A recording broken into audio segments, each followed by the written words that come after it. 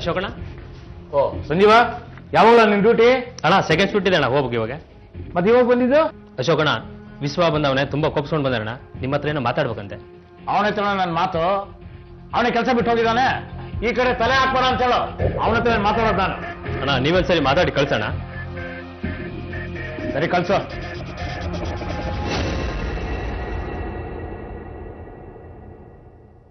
ಏನ್ ಬಂದಿದ್ದು? ಯಾಕೆ, ಏನು ಅಂತ ಗೊತ್ತಿಲ್ವಾ? ನೀನ್ ಬಂದಿರೋ ನನಗೇನ್ ಗೊತ್ತು, ಏನು ಅಂತ ಹೇಳು. ಬಾಕಿ ಇರೋ 2 ತಿಂಗಳ ಸಂಬಳನ ಇಸ್ಕೊಂಡು ಹೋಗೋಣ ಅಂತ ಬಂದಿದ್ದೀನಿ.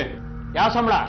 ನಾವು ಸಂಬಳ ಕೊಡೋದು ಕೆಲಸ ಮಾಡೋರಿಗೆ ಮಾತ್ರ, ನೀನಂತವ್ರಿಗಲ್ಲ. ಕೆಲಸ ಮಾಡಿದ್ದಕ್ಕೆ ಸಂಬಳ ಕೇಳ್ತಾ ಇರೋದು. ನೀನ್ ಎಂತ ಕೆಲಸ ಮಾಡಿ ಅಂತ ನನಗೆ ಚೆನ್ನಾಗಿ ಗೊತ್ತಿದೆ ಕಣ. ಒಂದ್ ದಿವಸ ಕೆಲ್ಸಕ್ಕೆ ಹೋದ್ರೆ 3 ದಿವಸ ಹೋಗ್ತಿರ್ಲಿಲ್ಲ. ಡ್ಯೂಟಿಲಿ ಹೋಗ ಕುಡ್ಕೊಂಡು ಹೋಗಿ ಕೆಲಸ ಮಾಡಿ ನನಗೆ ಮರ್ಯಾದೆ ತೆಗಿತಾ ಇದ್ದೆ. ನಿನ್ನಿಂದ ಎಷ್ಟು ಲಾಸ್ ಆಗಿದೆ ಗೊತ್ತಾ ನನಗೆ? ನೋಡು, ಆ ಮತ್ತೆಲ್ಲ ಬೇಡ. ಸುಮ್ಮನೆ ನನ್ನ ಸಂಬಳ ನಾನು ಕೊಟ್ಬಿಡು. ಇಲ್ಲ ಅಂದ್ರೆ ನಾನು ಏನು ಮಾಡ್ತೀನೋ ನಿಮಗೆ ಗೊತ್ತಿಲ್ಲ. ಏನೋ ಮಾಡ್ತೀಯಾ? ಏನು ಮಾಡ್ತೀಯಾ? ಯಾವ್ದೋ ಸಂಬಳ ಕೊಡ್ಬೇಕು ನಿನ್ಗೆ? ಏನು ಮಾಡ್ತೀಯ ನೀನು? ಏನು ಹೆದರ್ಸ್ತೀಯನಲ್ಲಿ? ಏನು ತಗೊಂಡೆ ಹೋಗ ಹೋಗ ಬಂದ್ಕೊಂಡು. ನೋಡೋ ಅಶೋಕ, ಸುಮ್ಮಿರು. ನನ್ನ ಸಂಬಳ ನಾನು ಕೊಟ್ಬಿಡು ಮರ್ಯಾದೆಯಿಂದ. ಸಂಬಳ ಬೇಕಾ? ಸಂಬಳ ಕೊಡ್ತೀನಿ. ಹೋಗ ಹೋಗ ಹೋಗ ಆಚೆ. ಹೋಗು. ಏನು ಏನ್ ತಿಳ್ಕೊಂಡಿದ್ಯಾ? ದುಡ್ಡು ನನಗೆ ಕೇಳಿದ್ರೆ ನನಗೆ ಕೊಡಲ್ಲ ಅಂತೀಯ, ನನಗೆ ಹೊಡಿತೀಯ. ನನ್ನ ಮೇಲೆ ಕೈ ಮಾಡಿದ್ಯಾ ಅಲ್ವಾ? ನಿನ್ಗೆ ಏನ್ ಮಾಡ್ತೀನಿ ನೋಡ್ತಾ ಇರೋ. ನನ್ ಸುದ್ದಿ ಏನು ಅಂತ ನಿನಗೆ ಗೊತ್ತಿಲ್ಲ. ಕಾಯ್ತಾ ಇರೋ ಏನ್ ಮಾಡ್ತೀನಿ ಅಂತ. ಹೋಗ, ಏನ್ ಮಾಡ್ಕೊತೀಯ ಮಾಡ್ಕೊ. ಹೋಗ. ನಿನ್ ಯೋಗ್ಯತೆ ಏನು ಅಂತ ನನಗೆ ಗೊತ್ತಿಲ್ಲ. ಹೋಗ. ಯಾರ ಯೋಗ್ಯತೆ ಏನು ಅಂತ ಗೊತ್ತಾಗೋದು ಅವ್ರು ಮಾಡೋ ಕೆಲಸದ ಮೇಲೆ. ಕೆಟ್ಟದಾಗಿರ್ಲಿ ಒಳ್ಳೇದಾಗಿರ್ಲಿ ನಿನಗೆ ಒಳ್ಳೇದಾಗೋದಿಲ್ಲ. ನೋಡ್ತಾ ಇರೋ, ಇವತ್ತಿಂದ ನಿನ್ಗೆ ಎಷ್ಟು ಕೆಟ್ಟದಾಗುತ್ತೆ ನೋಡ್ತಾ ಇರೋ. ಬಾಂಚ್ಕೊಂಡು. ಓಹೋ, ಎಷ್ಟು ಜನ ನೋಡಿದ ಇಂಥವನ್ನ. ಆಗ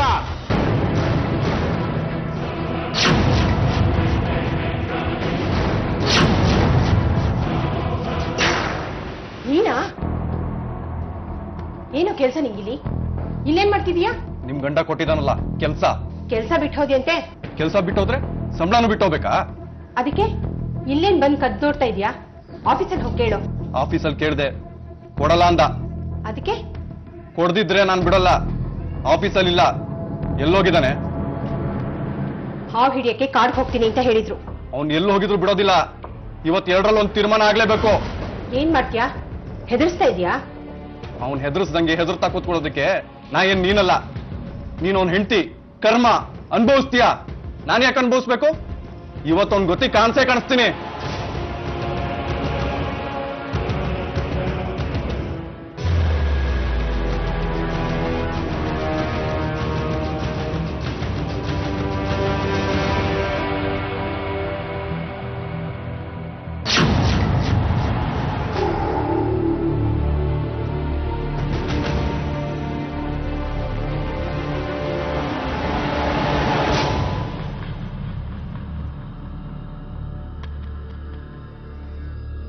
ಅಕ್ಕ, ಚಂದ್ರಕ್ಕ, ಏನಪ್ಪ?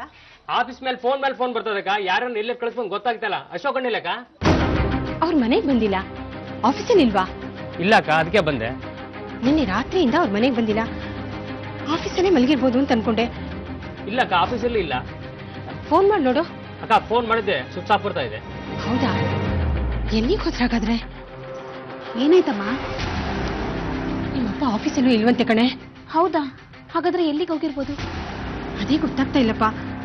ಫೋನ್ ಮಾಡಿದ್ರೆ ಫೋನ್ ಸ್ವಿಚ್ ಆಫ್ ಆಗಿದೆಯಂತೆ. ನೀನೊಂದ್ಸಲ ಫೋನ್ ಮಾಡಿ ನೋಡು. ಸರಿಮ್ಮ.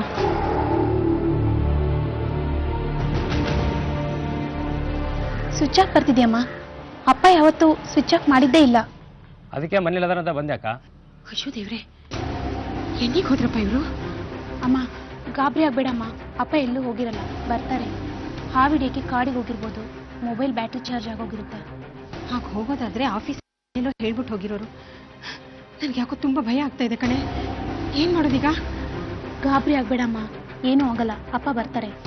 ಸಂಜೀವಣ್ಣ, ನೀವು ಸ್ವಲ್ಪ ಬೇರೆ ಕಡೆ ವಿಚಾರಿಸಿ. ಅವ್ರೆಲ್ಲೆಲ್ಲಿ ಹೋಗ್ತಾರೋ ಅಲ್ಲೆಲ್ಲ ವಿಚಾರಿಸಿ. ಆಯ್ತಮ್ಮ, ನೀವೇನು ಗಾಬರಿ ಆಗ್ಬೇಡಿ. ನಾನು ಎಲ್ಲ ಕಡೆ ವಿಚಾರ ಮಾಡ್ತೀನಿ. ಮನೆಗೆ ಬಂದ್ರೆ ತಿಳಿಸಿ. ಬರ್ತೀನಿ ಅಕ್ಕ.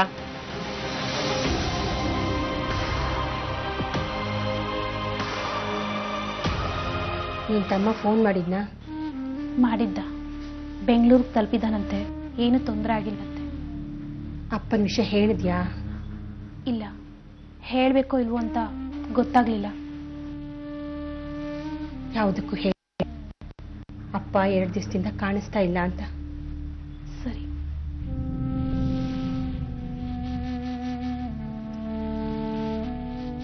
ಹೇಳಕ್ಕ. ಅದು ಒಂದು ತೊಂದರೆ ಆಗಿದೆ, ನೀನೇನು ಗಾಬರಿ ಆಗ್ಬೇಡ. ಏನಕ್ಕ? ಅಪ್ಪ 2 ದಿವಸದಿಂದ ಕಾಣಿಸ್ತಾ ಇಲ್ಲ, ಪೊಲೀಸ್ ಕಂಪ್ಲೇಂಟ್ ಕೊಟ್ಟಿದ್ದೀವಿ.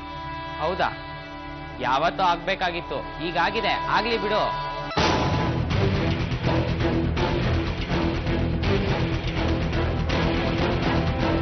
ಇದು ಮತ್ತೊಂದು ಕ್ರೈಮ್ ಫೈಲ್ ಕಥೆಯ ಆರಂಭ.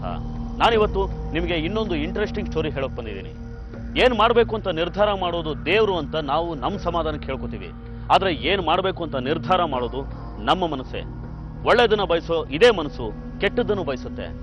ಅಂಥ ಮನಸ್ಸುಗಳ ಅನಾವರಣನೇ ಈ ಕ್ರೈಮ್ ಫೈಲ್. ನೀವಿವತ್ತು ನೋಡ್ತಾ ಇರೋದು ದಕ್ಷಿಣ ಕನ್ನಡ ಜಿಲ್ಲೆ ಮಂಗಳೂರಿನ ಮೂಡುಬಿದ್ರೆ ಅನ್ನೋ ಊರಲ್ಲಿ 2010ರಲ್ಲಿ ನಡೆದ ಒಂದು ಘಟನೆ.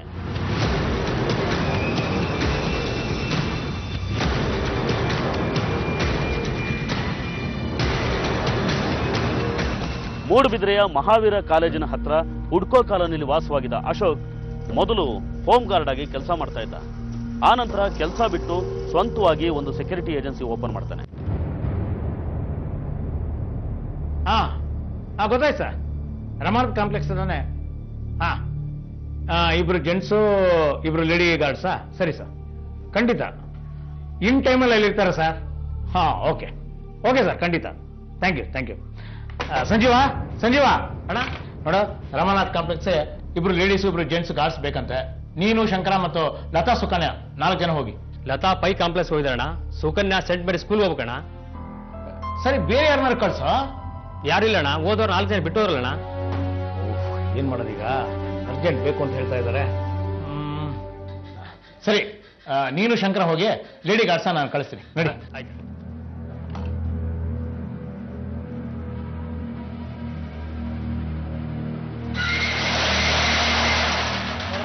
ನೀನು ಶಂಕರ್ ಕರ್ಕೊಂಡು ಹೋಗೋಣ, ಬೇಗ ಹಾಕೊಂಡು ಹೋಗ್ತೀನಿ. ನಡಿ.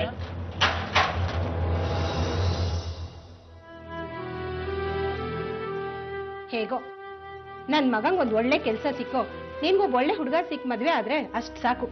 ನಾನು ಅನುಭವಿಸ್ತಾ ಇರೋ ಕಷ್ಟ ನನಗೇ ಸಾಕಮ್ಮ. ಒಳ್ಳೆ ಹುಡುಗ ಒಳ್ಳೆಯವನೋ ಇಲ್ವೋ ಅಂತ ಗೊತ್ತಾಗೋದು ಮದ್ವೆ ಆದ್ಮೇಲೆ ತಾನೆ. ಇಷ್ಟಕ್ಕೂ ಗೊತ್ತಾಗ್ಬೇಕಂದ್ರೆ ಯಾರನ್ನಾದ್ರೂ ಲವ್ ಮಾಡ್ಬೇಕು ಅಷ್ಟೇ. ನನ್ಗ ಧೈರ್ಯ ಇಲ್ಲಪ್ಪ. ಲವ್ ಮಾಡಿದ್ರು ಅಷ್ಟೇ, ಏನ್ ಮಾಡಿದ್ರು ಅಷ್ಟೇ, ಹಣೆ ಬರಹ ಸರಿಯಾಗಿರ್ಬೇಕು. ನಾನು ನಿಮ್ಮಪ್ಪನ ಲವ್ ಮಾಡಿನೇ ಮದ್ವೆ ಮಾಡ್ಕೊಂಡಿದ್ದೆ. ಈಗ ನಾನು ಅನುಭವಿಸ್ತಾ ಇರೋ ಸುಖ ನೀನೇ ನೋಡ್ತಾ ಇದೀಯಲ್ಲ. ಅಶ್ವಿನಿ, ಯಾಕಪ್ಪ, ಏನಾಯ್ತು? ಇಬ್ರು ಯೂನಿಫಾರ್ಮ್ ಹಾಕೊಂಡು ರೆಡಿ ಆಗಿ ಡ್ಯೂಟಿ ಹೋಗ್ಬೇಕು ಬೇಗ. ಏನು ನಾವಾ? ಏನ್ ನಾವ ಅಂತ ಬಾಯ್ ಬಿಡ್ತಾ ಇದೆಯಾ? ಇದಕ್ ಮುಂಚೆ ಹೋಗಿಲ್ವಾ? ಬೇಗ ರೆಡಿಯಾಗಿ, ಲೇಟ್ ಆಗುತ್ತೆ. ಯಾಕ್ರಿ ನಮ್ಮನ್ನ ಹೀಗೆ ಗೊಳೆಕೋತಾ ಇದ್ದೀರಾ? ನಿಮ್ ಸೆಕ್ಯೂರಿಟಿ ಡ್ಯೂಟಿಗೆ ಮನೆ ಹೆಂಗಸರು ನಾವು ಹೋಗ್ಬೇಕಾ? ಅರ್ಜೆಂಟ್ ಆದ್ರೆ ಮನೆ ಹೆಂಗಸರು ಹೋಗ್ಬೇಕಾಗತ್ತೆ, ಮನೆ ನಾಯಿಗಳು ಹೋಗ್ಬೇಕಾಗತ್ತೆ. ರೆಡಿ ಆಗೋ ಬೇಗ. ಇಲ್ಲಪ್ಪ, ನಾವು ಹೋಗೋದಿಲ್ಲ. ಅಲ್ಲಿ ಜನ ನಮ್ನ ಬೇರೆ ತರಾನೇ ನೋಡ್ತಾರೆ. ಯಾರು ಹೇಗಾದ್ರೂ ನೋಡ್ಕೊಳ್ಳಿ, ಅದಕ್ಕೆಲ್ಲ ಹೆದರ್ಕೊಂಡಿದ್ರೆ ಜೀವನ ಮಾಡಕ್ಕಾಗಲ್ಲ ಕಣೆ. ನೀವೇನಾದ್ರೂ ಮಾಡ್ಕೊಳ್ಳಿ, ನಾವು ಹೋಗೋದಿಲ್ಲ ಅಷ್ಟೇ. ಏನೋ ಹೋಗೋದಿಲ್ಲ ಅಂತ್ಯ? ಹೋಗಲ್ಲ ಅಂತ್ಯ? ನೋಡ, ಡ್ಯೂಟಿಗೆ ಏನಾದ್ರು ಹೋಗ್ಲಿಲ್ಲ ಅಂದ್ರೆ ಇಬ್ರು ಮನೆಯಿಂದ ಹೋಗಿ ಕಳಿಸ್ತೀನಿ, ಬೀದಿಗೆ ಬಿಡ್ಬೇಕಾಗತ್ತೆ. ಹೋಗಲ್ಲ ಅಂತೀನಿ. ಹೋಗೋದಿಲ್ಲ ಅಂದ್ರೆ ಹೋಗೋದಿಲ್ಲ.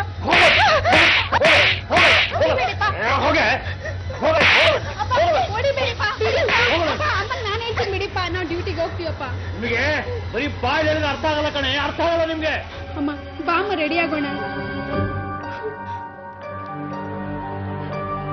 ಏನ್ ಮತ್ತೆ ಆ ಕಡೆ ಹೋಗ್ತಾ ಇದೆಯಾ? ಮಸಾಲೆ ತೆಗ್ದಿಟ್ಬಿಟ್ಟು ಬರ್ತೀನಿ, ಹಾಗೆ ಇಟ್ರೆ ಹಾಳಾಗಿ ಹೋಗುತ್ತೆ. ಬೇಗ ಬೇಗ ರೆಡಿಯಾಗಿ, ಇನ್ 10 ನಿಮಿಷ ರೆಡಿ ಆಗ್ಬೇಕು. ಕಾಯ್ತಾ ಇರ್ತೀನಿ ಹೊರಗಡೆ.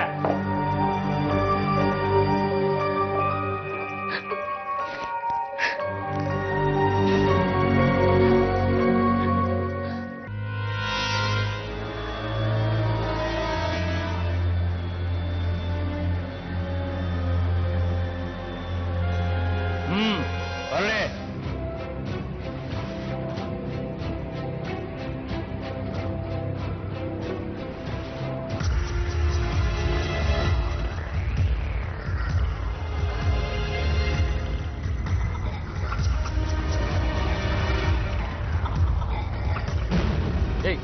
ಬುದ್ಧಿ ಇದೆಯೇನ್ರ ನಿಮ್ಗೆಲ್ಲ? ಡ್ಯೂಟಿ ಹೋಗೋ ಟೈಮಲ್ಲಿ ಯೂನಿಫಾರ್ಮ್ ವಾಶಿ ಕೊಟ್ಟಿದ್ದೀನಿ ಅಂತ ಹೇಳ್ತಾ ಇದ್ರಲ್ಲ, ನಿಮ್ಮನ್ನ ಕಟ್ಕೊಂಡು ಉದ್ದಾರ ಆದಂಗೆ. ಅಕ್ಕರು ಇನ್ನೇ ಕೊಟ್ಟಿದ್ದೆ ಅಶೋಕಣ್ಣ, ಇವತ್ತು ರೆಡಿ ಆಗಿದೆ ಅಂತ ಹೇಳಿದ್ರು. ಎಲ್ಲ ಸರಿಯಾಗಿದ್ದೀರಾ? ಮನೆ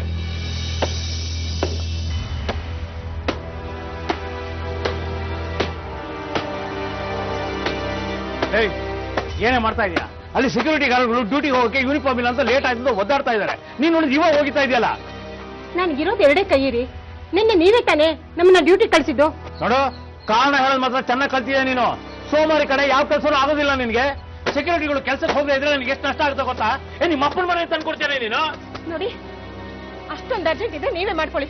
ಮನೇನು ಮಾಡ್ಬೇಕು, ಹೊರಗಡೆನೂ ಮಾಡ್ಬೇಕು ಅಂದ್ರೆ ನನ್ನ ಕೈಯಲ್ಲಿ ಆಗೋದಿಲ್ಲ. ಏನೇ ಅಂದ್ರೆ ನನಗೆ ಅವ್ಳು ಡ್ಯೂಟಿ ಹೋಗದೆ ಇದ್ರೆ ನನಗೆ ಲಾಸ್ ಆಗುತ್ತೆ. ನಾನು ಮಾನ ಮರ್ಯಾದೆ ಹೋಗುತ್ತೆ. ಹೋಗಿರೋ ಮಾನ ಮರ್ಯಾದೆ ನೀ ತಂದ್ಕೊಡ್ತೇನೆ.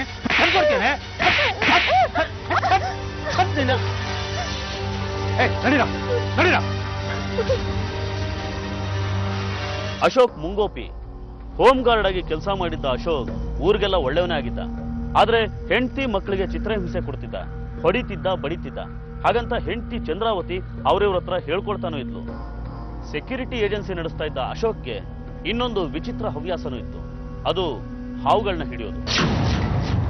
ಊರಲ್ಲಿ ಯಾರ ಮನೆಗಾದ್ರೂ ಹಾವುಗಳು ನುಗ್ಗಿದ್ರೆ ಅದನ್ನ ಹಿಡಿದು ಕಾಡಿಗೆ ಬಿಡೋದಕ್ಕೆ ಈ ಅಶೋಕನೇ ಹೋಗ್ತಾ ಇದ್ದ. ಇದ್ರ ಜೊತೆಗೆ 2 ತಲೆ ಹಾವುಗಳನ್ನ ಹಿಡಿದು ಕೊಟ್ರೆ ಲಕ್ಷಾಂತರ ರೂಪಾಯಿ ಸಿಗುತ್ತೆ ಅನ್ನೋ ಭ್ರಮೆಗೆ ಬಿದ್ದು ಅಂತ ಹಾವುಗಳನ್ನ ಕಾಡಲ್ಲಿ ಹುಡುಕ್ತಾ ಇದ್ದ.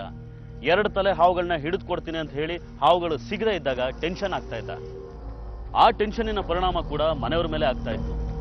ಯಾವ್ಯಾವುದೋ ಹಾವುಗಳನ್ನ ಹಿಡಿದು ಅದನ್ನ ಹೆಂಡತಿ ಕೈ ಕೊಟ್ಟು ಕಸ್ಟಮರ್ಗೆ ಕೊಟ್ಬಾ ಅಂತ ಕಳಿಸ್ತಾ ಇದ್ದಂತೆ. ಆ ವ್ಯಕ್ತಿಗಳು ಚಂದ್ರಾವತಿನ ಅಲ್ಲಿಗೆ ಬಾ ಇಲ್ಲಿಗೆ ಬಾ ಅಂತ ಕರೆದು ಅಲ್ಲಿ ಹಾವನ್ನ ನೋಡಿ ಈ ಹಾವಾದ್ರೆ ಬೇಡ ಅಂತ ವಾಪಸ್ ಕಳಿಸ್ತಾ ಇದ್ರಂತೆ. ಕೊನೆಗೆ ಆ ಹಾವನ್ನ ಕಾಡಿಗೆ ಬಿಡೋದಕ್ಕೂ ಆಕೆನೆ ಹೋಗ್ಬೇಕಾಗಿತ್ತು. ಅಷ್ಟೇ ಅಲ್ಲ, ಯಾವುದೇ ಗಾರ್ಡ್ಸ್ ಇಲ್ಲ ಅಂದ್ರೆ ಹೆಂಡತಿ ಮಕ್ಕಳು ಆ ಕೆಲ್ಸಕ್ಕೂ ಹೋಗ್ಬೇಕಾಗಿತ್ತು. ಅಮ್ಮ, ಬೇಡದೇ ಇರೋ ಸಾಮಾನೆಲ್ಲ ಇಲ್ಲಿ ಹಾಕಿದೀನಿ. ಇನ್ನ ಯಾವ್ದಾದ್ರು ಸಾಮಾನ್ ಇದೆಯಾ? ಇನ್ನೂ ಇರ್ಬೇಕು, ನೋಡೆ ನೀನೆ. ಸರಿ, ಇದನ್ನೆಲ್ಲ ಎಲ್ಲ ಹಾಕದಮ್ಮ? ಹಿಂದ್ಗಡೆ ಟಾಯ್ಲೆಟ್ ರೂಮ್ ನಲ್ಲಿ ಹಾಕ್ಬಿಡು. ಹೇಗಿದ್ರು ಅದನ್ನ ಉಪಯೋಗಿಸೋದಿಲ್ವಲ್ಲ. ಸರಿ. ಅಮ್ಮ ಅಮ್ಮ ಬಂದ್ಯಾ? ಮುಗಿತೇನೋ ಕಾಲೇಜು? ಹೂನಮ್ಮ. ಅಮ್ಮ, ಮುಂದಿನ ವಾರದಿಂದ ಎಕ್ಸಾಮು. ನನ್ನ ಫ್ರೆಂಡ್ ಮನೆಗೆ ಓದ್ಕೊಳಕ್ ಹೋಗ್ಬೇಕು. ಬೇಗ ತಿಂಡಿ ಕೊಡಮ್ಮ. ಕೈ ತೊಳ್ಕೊ. ಸರಿ.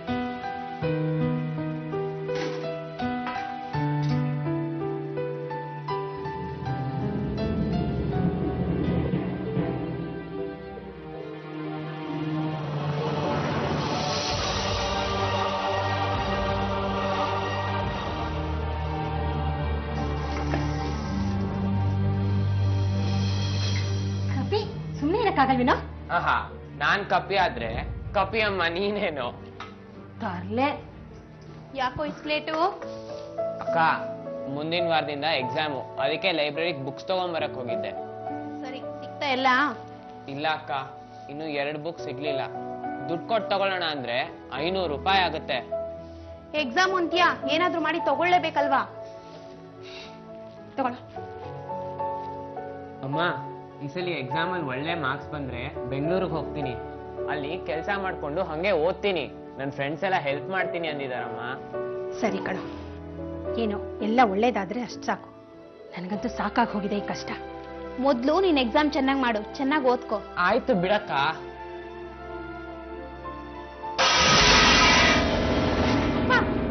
ಆಯ್ತಲ್ಲ, ಯಾಕೆ ಹೀಗ್ ಮಾಡಿದ್ರಿ? ಯಾಕ ನಿಮ್ಮನ್ನ ನೀವ್ ಏನ್ ತಿಳ್ಕೊಂಡಿದ್ರೆ ಸ್ವಲ್ಪನಾದ್ರೂ ಜವಾಬ್ದಾರಿ ಬಿಡ್ವಾ? ಏಯ್, ಬೆಳಗ್ಗೆ ಕಾಲೇಜ್ ಹೋಗುವಾಗ ಏನು ಹೇಳ್ತೇನೆ ನಿನ್ಗೆ? ಬೇಗ ಸಂಜೆ ಡ್ಯೂಟಿ ಹೋಗ್ಬೇಕು ಅಂತ ಹೇಳಿರ್ಲಿಲ್ಲ? ನಿನ್ನ ಕಳಿಸ್ಬೇಕು ಅಂತ ನಾನಲ್ಲಿ ಕಾಯ್ತಾ ಇದ್ರೆ ಇಲ್ಲಿ ತಿಂಡಿ ತಿಂತಾ ಇದ್ದೇನೆ. ತಿಂಡಿನ ಅಪ್ಪ ಬಿಡಿಪ್ಪ, ಅದು ಎಕ್ಸಾಮ್ ಅಪ್ಪ. ಅದಕ್ಕೆ ಓದ್ಕೊಳಕ್ ಲೈಬ್ರರಿಗೆ ಹೋಗಿದ್ದೆ. ಎಕ್ಸಾಮು ಯಾವನಿಗೆ ಬೇಕೋ ನಿನ್ ಎಕ್ಸಾಮು?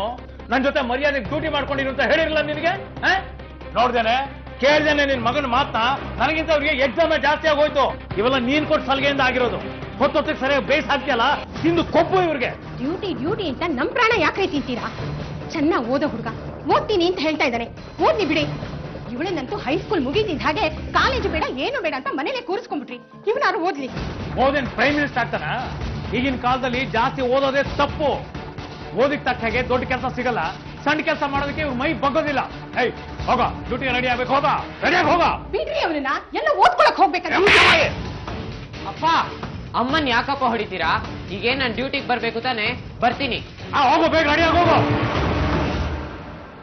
ನೋಡೇ, ಈ ಮನೇಲಿ ನಾನು ಹೇಳ್ದಂಗೆ ಯಾರು ಕೇಳಿಲ್ಲ ಅಂದ್ರೆ ಒಬ್ಬೊಬ್ರು ಸಾಯಿಸ್ಬಿಡ್ತೇನೆ. ಅಪ್ಪ, ಅವನಿಗೆ ಮುಂದಿನ ವಾರ ಪರೀಕ್ಷೆ ಇದೆ, ಓದ್ಕೊಳ್ಳಿ ಬಿಡಿಪ್ಪ. ಸರಿ, ನೈಟ್ ಡ್ಯೂಟಿಗೆ ಯಾರು ಹೋಗ್ತಾರೆ? ನೀನ್ ಹೋಗ್ತೀಯಾ ಇಲ್ಲ ನಿಮ್ಮಮ್ಮ ಹೋಗ್ತಾಳೆ? ಕೇಳೋ. ಯಾರು ಹೋಗ್ಬೇಕಾಗಿಲ್ಲ, ನಾನೇ ಹೋಗ್ತೀನಿ. ಹಾ, ರೆಡಿ ಆಗೋ ಬೇಗ.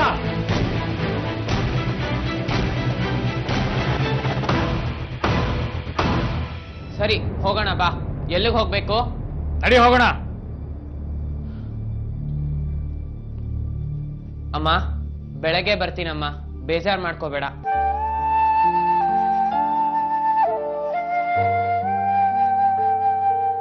ಅಮ್ಮ, ಅಕ್ಕ, ನಾವ್ ಇಲ್ಲಿದ್ದೀವಿ ಕಣೋ. ಓ ಇಲ್ಲಿದ್ದೀರಾ? ರಿಸಲ್ಟ್ ಏನಾಯ್ತು? ಪಾಸ್ ಆಗಿದ್ದೀನಕ್ಕ. ಪಾಸ್ ಆಗಿದ್ಯಾ? ಪಾಸ್ ಆದೀನೋ? ಸದ್ಯ ನನ್ಗೆ ಅದೇ ಯೋಚನೆ ಆಗ್ತಾ ಇತ್ತು. ನಮ್ ಕಷ್ಟದಲ್ಲಿ ನೀನ್ ಸರಿಯಾಗಿ ಓದಕ್ಕೆ ಆಗ್ತಾ ಇರ್ಲಿಲ್ಲ. ಆ ದೇವ್ರು ನಮ್ ಕೈ ಬಿಡ್ಲಿಲ್ಲ ನೋಡು. ಪಾಸ್ ಆದ್ಯಲ್ಲ ಅಷ್ಟ್ ಸಾಕು. ಅಮ್ಮ, ಪಾಸ್ ಆಗಿದ್ ಮುಖ್ಯ ಅಲ್ಲ, ಯಾವ ಕ್ಲಾಸಲ್ಲಿ ಪಾಸ್ ಆಗಿದ್ಯಾ ಮೊದ್ಲು ಅದನ್ನ ಹೇಳು. ಫಸ್ಟ್ ಕ್ಲಾಸ್ ಬಂದಿದ್ದೀನಕ್ಕ. ಫಸ್ಟ್ ಕ್ಲಾಸಾ? ಅಮ್ಮ, ಈಗ ನಿನ್ ಮಗನ ಎಷ್ಟ್ ಬೇಕಾದ್ರೂ ಹೊಗಳು. ನನ್ ಕಂದ ನೀನು ಫಸ್ಟ್ ಕ್ಲಾಸಲ್ಲಿ ಪಾಸ್ ಆದ್ಯೇನೋ? ನನ್ ಬಂಗಾರ ಕಣೋ, ನನ್ ಬಂಗಾರ. ಅವನು ಫಸ್ಟ್ ಕ್ಲಾಸ್ ಬಂದಿರೋದು ಮುಖ್ಯ ಅಲ್ಲ, ಸೆಕ್ಯೂರಿಟಿ ಕೆಲಸ ಮಾಡೋದಕ್ಕೆ ಅವನು ಎಷ್ಟು ಓದಿದಾನೆ, ಫಸ್ಟ್ ಕ್ಲಾಸ್ ಬಂದಿದಾನ ಅದೆಲ್ಲ ಮುಖ್ಯ. ಅಲ್ಲೋಗಿ ನಿಯತ್ತಿಂದ ಕೆಲಸ ಮಾಡೋದು ಮುಖ್ಯ. ನಾನು ಕೆಲಸ ಮಾಡೋದಿಲ್ಲ. ನೀನ್ ಮಾಡ್ಲಿಲ್ಲ ಅಂದ್ರೆ ನಿಮ್ ತಾತ ಬಂದ್ ಮಾಡ್ತಾನೇನಾ? ಇಷ್ಟು ಕಷ್ಟಪಟ್ಟು ಕಂಪನಿ ಓಪನ್ ಮಾಡಿದ ಅದಕ್ಕೆ ನನ್ನ ಉದ್ಧಾರಕ್ಕಲ್ಲ, ನಿನಗೊಂದು ದಾರಿ ಆಗ್ಲಿ ಅಂತ. ನನ್ ದಾರಿನ ನಾನೇ ಹುಡ್ಕೋತೀನಿ. ನನ್ಗೆ ಆ ಕೆಲಸ ಮಾಡಕ್ ಇಷ್ಟ ಇಲ್ಲ. ಏನೋ ನಿನ್ ದಾರಿ ಹುಡ್ಕೊಳ್ಳೋದು ನೀನು? ಯಾಕ್ರಿ ಹೊಡಿತಾ ಇದ್ದೀರಾ? ಫಸ್ಟ್ ಕ್ಲಾಸ್ ಅಲ್ಲಿ ಪಾಸ್ ಆಗಿದ್ದಾನೆ ಅಂತ ಒಳ್ಳೆ ಸುದ್ದಿ ತಂದಾಗ ಇದ ನೀವು ಕೊಡ್ತಾ ಇರೋ ಬಹುಮಾನ? ಇಲ್ಲ, ತಲೆ ಮೇಲೆ ಹೊತ್ಕೊಂಡು ಊರೆಲ್ಲ ಮೆರೆಸ್ತೀನಿ ಕಡೆ ಅವನ್ನ. ಸಾಕ ಅವನು ಓದಿದ್ದು. ಅಪ್ಪ, ಅವನು ಫಸ್ಟ್ ಕ್ಲಾಸಲ್ಲಿ ಪಾಸ್ ಆಗಿದ್ದಾನೆ. ಬೆಂಗಳೂರಿಗೆ ಹೋಗಿ ಓದ್ಬೇಕು ಅಂತ ಆಸೆ ಇಟ್ಕೊಂಡಿದ್ದಾನೆ. ಅದು ಬೇರೆ ದುಡ್ಡು ದಂಡ ಇವನಿಗೆ. ನಂಗೆ ನಿಮ್ ದುಡ್ಡು ಬೇಕಾಗಿಲ್ಲ, ನಾನು ಕೆಲಸ ಮಾಡ್ಕೊಂಡು ಓದ್ಕೋತೀನಿ. ಏನು ಬೇಕಾಗಿಲ್ಲ, ಮನೆಯಲ್ಲಿ ಬಿದ್ದಿರೋ ನಾನು ಹೇಳಿ ಕೆಲಸ ಮಾಡ್ಕೊಂಡಿರೋ. ಅಲ್ಲ ರೀ, ಇರೋನೊಬ್ಬ ಮಗ, ಯಾಕ್ರಿ ಅವನ ಆಸೆಗೆ ಅಡ್ಡ ಬರ್ತೀರಾ? ಕಷ್ಟಪಟ್ಟು ತನ್ ಪಾಡು ತಾನು ಓದ್ಕೊಳ್ತಾ ಇದ್ದಾನೆ. ಅವನು ಓದ್ ಮುಂದೆ ಬಂದ್ರೆ ನಮಗ್ ತಾನೇ ಒಳ್ಳೇದು. ಅವ್ರಪ್ಪ ನಾನು, ಒಳ್ಳೇದು ಯಾವುದು ಕೆಟ್ಟದ್ದು ಯಾವುದು ಅಂತ ಅವನಿಗಿಂತ ಚೆನ್ನಾಗಿ ನನಗೆ ಗೊತ್ತಿದೆ. ನನಗೆ ಹೇಳಿ ಬರ್ಬೇಡ ನೀನು. ಅವ್ನು ಬಿದ್ದಿರಲಿ ಮನೇಲೆ. ಯಾಕ್ರಿ ನಮ್ಮನ್ನೆಲ್ಲ ಹೀಗ್ ಗೋಳಾಡಿಸ್ತೀರಾ? ನಾವೇನ್ ತಪ್ಪು ಮಾಡಿದೀವಿ? ನಾನ್ ನಿಮ್ಮನ್ನ ಕಟ್ಕೊಂಡಿದ್ದೆ ತಪ್ಪ, ಅಥವಾ ಇವ್ರಿಬ್ರು ನಿಮ್ ಮಕ್ಕಳ ಹುಟ್ಟಿರೋದೇ ತಪ್ಪ? ಯಾಕೆ ಶಿಕ್ಷೆ? ನೋಡೆ, ಒಂದ್ ಒಳ್ಳೆ ಮಾತಾಡಿದ್ರೆ ಅದು ನಿನಗೆ ಶಿಕ್ಷೆ ತರ ಕಾಣಿಸ್ತಾ ಇದೆಯಾ? ಶಿಕ್ಷೆ ಏನು ಅನ್ನೋದನ್ನ ತೋರಿಸ್ತೀನಿ ನಿನಗೆ. ಅಪ್ಪ, ಯಾಕಪ್ಪ? ಹೊಡಿಬೇಡಿ. ಹೊಡಿತಾ ಇಲ್ಲ. ನಾನು ಹೇಳೋಕೆ ಬಿಟ್ಟಿರ್ಬೇಕು. ನನಗೆ ಒಬ್ರಿಗೊಬ್ರು ಈ ಮನೆಗೆ ನಾನು ದೊಡ್ಡವನು. ನಾನು ಹೇಳೋಕೆ ಬಿಟ್ಟಿರ್ಬೇಕು. ಅಶೋಕ್ನ ಅಭ್ಯಾಸನೇ ಹಾಗೆ. ಎಲ್ರೂ ತಾನು ಹೇಳ್ದಾಗೆ ಕೇಳಬೇಕು ಅನ್ನೋದು. ಅವನ ಮಾತಿಗೆ ಯಾರು ಎದುರಾಡೋ ಹಾಗೆ ಇರಲಿಲ್ಲ. ಆದರೆ ಬೆಳೀತಾ ಬೆಳೀತಾ ಮಕ್ಕಳನ್ನ ಸ್ನೇಹಿತರ ಹಾಗೆ ನೋಡ್ಕೋಬೇಕು ಅನ್ನೋದನ್ನ ಅಶೋಕ್ ಅರ್ಥ ಮಾಡ್ಕೊಳ್ಳೋದೇ ಇಲ್ಲ. ಮಗಂಗೆ ಅವಂದೇ ಆದ ಆಸೆ ಇತ್ತು, ಗುರಿ ಇತ್ತು. ಅಪ್ಪ ಮಾಡ್ತಾ ಇದ್ದ ಕೆಲಸದಲ್ಲಿ ಮುಂದುವರಿಯೋದಕ್ಕೆ ಮಗಂಗೆ ಸ್ವಲ್ಪನೂ ಇಷ್ಟ ಇರಲಿಲ್ಲ. ಹಾಗಾಗಿ ಏನಾದ್ರೂ ಸರಿ ತಾನು ಬೆಂಗಳೂರಿಗೆ ಹೋಗೇ ಹೋಗ್ತೀನಿ ಅಂತ ನಿರ್ಧಾರ ಮಾಡ್ತಾನೆ. ಚೆನ್ನಾಗಿರಪ್ಪ. ಅಮ್ಮ, ಹೋಗ್ ಬರ್ತೀನಮ್ಮ. ಹುಷಾರಪ್ಪ. ನಿಮ್ಮಪ್ಪಂಗೆ ಗೊತ್ತಿಲ್ಲದೆ ಬೆಂಗಳೂರಿಗೆ ಕಳಿಸ್ತಾ ಇದ್ದೀನಿ. ಅಲ್ಲಿಗೆ ಹೋದ್ಮೇಲೆ ಚೆನ್ನಾಗಿ ಓದಿ ಮುಂದೆ ಬರ್ಬೇಕು, ಗೊತ್ತಾಯ್ತಾ? ನಿನ್ ನಂಬಿಕೆ ಉಳಿಸ್ಕೋತೀನಮ್ಮ, ನೀವ್ ಹುಷಾರಾಗಿರಿ. ನಮ್ ಬಗ್ಗೆ ನೀನ್ ಯೋಚನೆ ಮಾಡ್ಬೇಡ. ನಿನ್ನ ಅಪ್ಪಂಗ್ ಗೊತ್ತಿದ್ದೆ ಕಳ್ಸಿದ್ದಕ್ಕೆ ಅಪ್ಪ ನಮ್ಮನ್ ಬೈಬೋದು, ಹೊಡಿಬೋದು. ಅದ್ ನಮ್ಮ ಮನೆ ಬರಹ ಬಿಡು. ದಿನ ಅನ್ಭವಿಸೋದಿದ್ದಿದ್ದೆ. ನೀನ್ ಅದನ್ನೆಲ್ಲ ತಲೆಗೆ ಹಾಕೋಬೇಡ. ಹೌದು ಕಣ, ನಿಮ್ಮಪ್ಪನ ಬಗ್ಗೆ ನಿನಗೆ ಚೆನ್ನಾಗಿ ಗೊತ್ತಿದೆ. ಅದನ್ನೆಲ್ಲ ಯೋಚನೆ ಮಾಡಬೇಡ ನೀನು. ಅವ್ರು ನಮ್ಮನ್ನು ಹೊಡೀಲಿ ಬಡೀಲಿ, ಅದನ್ನ ನಾವು ಅನುಭವಿಸ್ತೀವಿ. ನಮ್ಮ ಜೊತೆ ಇದ್ಕೊಂಡು ನೀನು ಹಾಳಾಗೋದು ಬೇಡ. ದೂರ ಹೋಗಿ ಸುಖವಾಗಿರು. ಬಿಡಮ್ಮ, ಯೋಚನೆ ಮಾಡಬೇಡ. ಅಪ್ಪ ಇನ್ನು ಎಷ್ಟು ದಿನ ಅಂತ ಹಿಂಗೆಲ್ಲ ಮಾಡ್ತಾರೆ? ಎಲ್ಲದಕ್ಕೂ ಒಂದ್ ಕೊನೆ ಇದ್ದೇ ಇರುತ್ತೆ. ನೀನ್ ಯಾವ್ದಕ್ಕೂ ಹೆದರ್ಕೋಬೇಡ, ನಾನಿದ್ದೀನಿ. ಸರಿಪ್ಪ, ನೀ ಚೆನ್ನಾಗಿದ್ರೆ ನನಗೆ ಅದೇ ಧೈರ್ಯ. ಆದ್ರೂ ಇನ್ನೊಂದು ದೂರ ಕಳಿಸ್ತಾ ಇದ್ದೀನಲ್ಲ, ತುಂಬಾ ಬೇಜಾರಾಗ್ತಾ ಇದೆ. ನನಗೂ ಅಷ್ಟೇ ಅಮ್ಮ. ನಿನ್ನ ಅಕ್ಕನ ಎಲ್ಲ ಬಿಟ್ಟು ಹೋಗಕ್ ಬೇಸರ ಅಮ್ಮ. ಆದ್ರೆ ಸ್ವಲ್ಪ ದಿನ ಎಲ್ಲ ಸರಿ ಹೋಗುತ್ತೆ. ಅಪ್ಪನ ಬಗ್ಗೆ ಇನ್ಮೇಲೆ ಯೋಚನೆ ಮಾಡ್ಬೇಡಮ್ಮ. ಆಯ್ತಪ್ಪ. ನೋಡು, ಮುಂದೆ ನಿನ್ನನ್ನೇ ನಂಬ್ಕೊಂಡಿದ್ದೀನಿ ಕಣೋ. ನೀನ್ ಬೆಂಗಳೂರಿಗೆ ಹೋಗ್ತಾ ಇದೀಯಾ, ಅಲ್ಲಿ ಒಳ್ಳೇದು ಇರುತ್ತೆ, ಕೆಟ್ಟದ್ದು ಇರುತ್ತೆ. ಕೆಟ್ಟದ್ರ ಕಡೆ ನೋಡ್ಲೇಬೇಡ. ನೋಡು, ನಿಮ್ಮಪ್ಪನ್ ಬಿಟ್ರೆ ಈ ಮನೆಗೆ ಗಂಡು ದಿಕ್ಕು ಅಂತ ಇರೋದು ನೀನೇ. ನಮ್ಗಳ ಕೈ ಬಿಡ್ಬೇಡ. ಅಮ್ಮ, ಯೋಚನೆ ಮಾಡ್ಬೇಡಮ್ಮ. ಅವ್ನು ನಮ್ ಕೈ ಬಿಡಲ್ಲ ಅಲ್ವೇನೋ? ಖಂಡಿತ ಅಕ್ಕ. ಸರಿ ಅಮ್ಮ, ಹೋಗ್ಬಿಟ್ಟು ಬರ್ತೀನಿ. ಆಯ್ತು ಕಂದ, ಒಳ್ಳೇದಾಗ್ಲಿ. ಹೋಗ್ಬಿಟ್ಪ. ಬರ್ತೀನಕ್ಕ.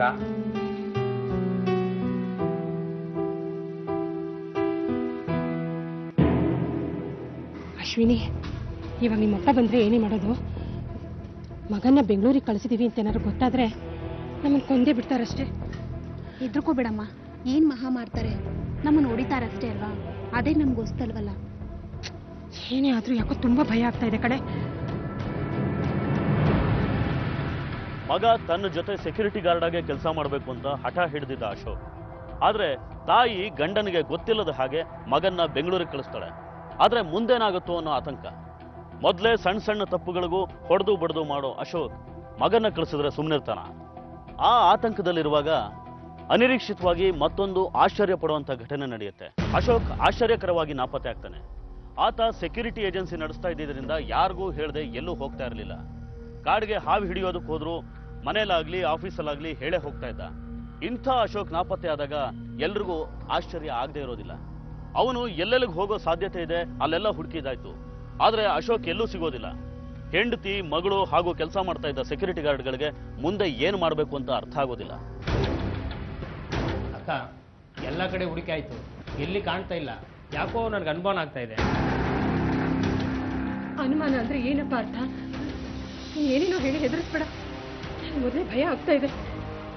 ಈಗಲೇ 2 ದಿನ ಆಯ್ತಕ್ಕ, ಅಶೋಕಣ್ಣಗೆ ಏನೋ ತೊಂದರೆ ಆಗಿದೆ. ಕಡೆ ಪಕ್ಷ ಫೋನ್ ಆದ್ರೂ ಮಾಡ್ತಾ ಇದ್ರು. ಆಫೀಸಲ್ಲಿ ಕೆಲಸಗಳು ತುಂಬಾ ತೊಂದರೆ ಆಗ್ತಾ ಇದೆ. ಮತ್ತೆ ಈಗ ಏನ್ ಮಾಡೋದು? ನನಗೇನೋ ಪೊಲೀಸ್ ಕಂಪ್ಲೇಂಟ್ ಕೊಡೋದು ಒಳ್ಳೇದು ಅನ್ಸುತ್ತೆ. ಪೊಲೀಸ್ ಕಂಪ್ಲೇಂಟಾ? ಹೌದಕ್ಕ. ಅಕ್ಕ, ಪೊಲೀಸ್ ಕಂಪ್ಲೇಂಟ್ ಕೊಡಲಿಲ್ಲ ಅಂದ್ರೆ ನಮಗೆ ತೊಂದರೆ ಆಗುತ್ತೆ. ನಾಳೆ ಹೆಚ್ಚು ಕಡೆ ಮಾಡ್ಬಿಟ್ರೆ ನಾವೇ ಹೊಣೆಗಾರ ಆಗ್ತೀವಿ. ಅವ್ರು ನಾಪತ್ತೆ ಆಗೋದಕ್ಕೆ ಕಾರಣ ಏನು ಅಂತ ಕೇಳಿದ್ರೆ ನಮಗ್ ಗೊತ್ತಿಲ್ಲ ಅನ್ನೋದು ಅಷ್ಟೇ. ಆ ವಿಶ್ವ ಏನಾದ್ರೂ ಮಾಡಿರ್ಬೋದಾ? ಅವನವ್ರನ್ನ ಸುಮ್ಮನೆ ಬಿಡೋದಿಲ್ಲ ಅಂತ ಹೆದರಿಸ್ತಾ ಇದ್ದ. ಮಾತೆಲ್ಲ ಹೇಳಿದ್ನಕ್ಕ, ಅವನಿಗಷ್ಟು ಧೈರ್ಯ ಎಲ್ಲ ಬಿಡಕ್ಕ. ಯಾವುದಕ್ಕೂ ಅವನ್ ಬೆದರಿಕೆ ಹಾಕಿದ್ದ ಅಂತ ಪೊಲೀಸ್ನವ್ರು ಹೇಳೋದು ಒಳ್ಳೇದು. ವಿಶ್ವಾನು ಯಾರಮ್ಮ? ವಿಶ್ವ ನಮ್ಮ ಯಜಮಾನ್ರ ಆಫೀಸ್ನಲ್ಲಿ ಕೆಲಸ ಮಾಡ್ತಾ ಇದ್ದಿದ್ದು ಗಾರ್ಡು ಸರ್. ಹೋದ್ವಾರ ಅವ್ನ ಕೆಲಸ ಸರಿಯಾಗಿ ಮಾಡ್ತಾ ಇಲ್ಲ ಅಂತ ಅವನನ್ನ ಕೆಲಸದಿಂದ ತೆಗೆದುಹಾಕಿದ್ರು. ಅಶೋಕ ಮತ್ತು ವಿಶ್ವನ ಮಧ್ಯೆ ಏನಾದ್ರೂ ವೈಯಕ್ತಿಕ ದ್ವೇಷ ಇತ್ತಾ? ಇಲ್ಲ ಸರ್, ದ್ವೇಷ ಅನ್ನೋಂಥದ್ದು ಏನೂ ಇರಲಿಲ್ಲ. ಆದರೆ ಹೋದ್ವಾರ ಆಫೀಸ್ ಹತ್ರ ಬಂದು ನಮ್ಮ ಯಜಮಾನ್ರ ಹತ್ರ ಜಗಳ ಮಾಡ್ಕೊಂಡು ಹೋಗಿದ್ನಂತೆ. ಯಾಕೆ? ಅವನು 2 ತಿಂಗಳು ಬಾಕಿ ಸಂಬಳನ ಕೇಳಕ್ ಬಂದಿದ್ನಂತೆ. ನಿನ್ನಿಂದ ಕಂಪನಿಗೆ ನಷ್ಟ ಆಗಿದೆ ಅಂತ ಹೇಳಿದಕ್ಕೆ ಅವ್ರ ಹತ್ರ ಜಗಳ ಆಡ್ಕೊಂಡು ಹೋದ ಅಂತ ಗೊತ್ತಾಯ್ತು. ಅದಕ್ಕೆ ವಿಶ್ವ ಏನಂದ? ಬೆದರಿಕೆ ಏನಾದ್ರೂ ಹಾಕದ್ನಾ? ಹೌದು ಸರ್, ಹೋದ್ವಾರ ಆಫೀಸ್ ಹತ್ರ ಬಂದ್ಬಿಟ್ಟು ಅವನು ಜಗಳ ಮಾಡಿದ್ದು ನಿಜ ಸರ್. ಅಶೋಕಣ್ಣಗೆ ನಿನಗೆ ಸುಮ್ಮನೆ ಬಿಡಲ್ಲ ಅಂತ ಗಲ್ಡ ಮಾಡಿ ಹೋದ ಸರ್. ಆಮೇಲೆ ಮೊನ್ನೆ ನಮ್ಮ ಮನೆ ಹತ್ರ ಬಂದು ಕದ್ದು ನೋಡ್ತಾ ಇದ್ದ ಸರ್. ಏನು ಅಂತ ಕೇಳಿದಕ್ಕೆ ನಾನು ನಿಮ್ಮ ಯಜಮಾನ್ರನ್ನ ಸುಮ್ಮನೆ ಬಿಡೋದಿಲ್ಲ, ಅವ್ರಿಗೊಂದು ಗತಿ ಕಾಣಿಸ್ತೀನಿ ಅಂತ ಹೇಳ್ದೆ ಸರ್. ಸರ್, ಯಾಕೋ ನನಗೆ ಅವನ ಮೇಲೆ ಅನುಮಾನ ಸರ್. ಅವನೇ ಏನಾದರೂ ಮಾಡಿರ್ಬೋದು ಸರ್.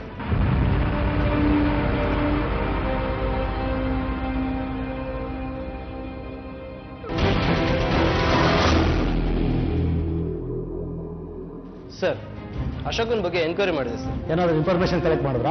ಸರ್, ಊರಲ್ಲಿ ಅವನ ಬಗ್ಗೆ ಏನು ಕೆಟ್ಟ ಅಭಿಪ್ರಾಯ ಇಲ್ಲ. ಹೊರಗಡೆ ಹೋಗಿದ್ದಕ್ಕೆ ಏನು ಪ್ರೂಫ್ಸ್ ಇರಲಿಲ್ಲ. ವಿಷನ್ ಬಗ್ಗೆ ಏನಾದ್ರು ವಿಚಾರಗಳು ಕಲೆಕ್ಟ್ ಮಾಡಿದ್ರಾ? ಸರ್, ಅವನು ಊರು ಬಿಟ್ಟು ಹೋಗಿದ್ದಾನೆ ಸರ್. ಮನೆಯವ್ರಿಗೆ ಕೂಡ ಏನು ಗೊತ್ತಿಲ್ಲ. ಹಾಂ, ಹಾಗಾದ್ರೆ ಕಿತಾಪತಿ ಎಲ್ಲ ಅವನದೇ ಅಂತ ಕಾಣಿಸುತ್ತೆ. ಅವನ ಮೊಬೈಲ್ ನೆಟ್ವರ್ಕ್ ಇನ್ಫಾರ್ಮೇಶನ್ ತಗೊಳ್ರಿ. ಸರ್, ಅವನ ಹತ್ರ ಮೊಬೈಲ್ ಇಲ್ಲ, ಫೋಟೋ ಇದೆ ಸರ್. ಕುಡಿಯಲಿ.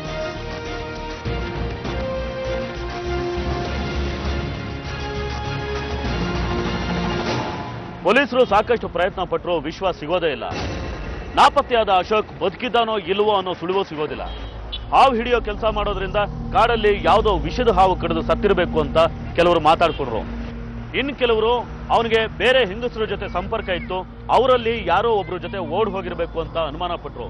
ಆದ್ರೆ ಯಾವುದಕ್ಕೂ ಆಧಾರಗಳಿರಲಿಲ್ಲ. ಅವನ ಸೆಕ್ಯೂರಿಟಿ ಏಜೆನ್ಸಿ ನಡೆಸೋದು ಹೆಂಡತಿ ಮಗಳ ಕೈಯಲ್ಲಿ ಸಾಧ್ಯ ಆಗೋದಿಲ್ಲ. ಅವರ ಬದುಕು ಕಷ್ಟ ಆಗುತ್ತೆ.